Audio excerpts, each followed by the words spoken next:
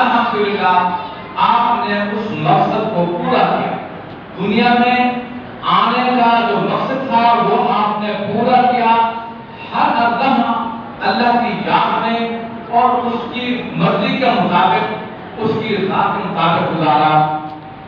اور اب مالک نے بلایا ہے اپنی ملاقات کے لیے، آؤ ہم سے ملاقات کرو، تو اب ہم اپنے رب سے ملاقات کے لیے جا رہے ہیں۔ یہ موت رب سے ملاقات ہے، موت نہ ہوگی تو زندگی بیکار ہے، یہ مالک سے ملنے کا ذریعہ، یہ گل کا کام دیتی ہے۔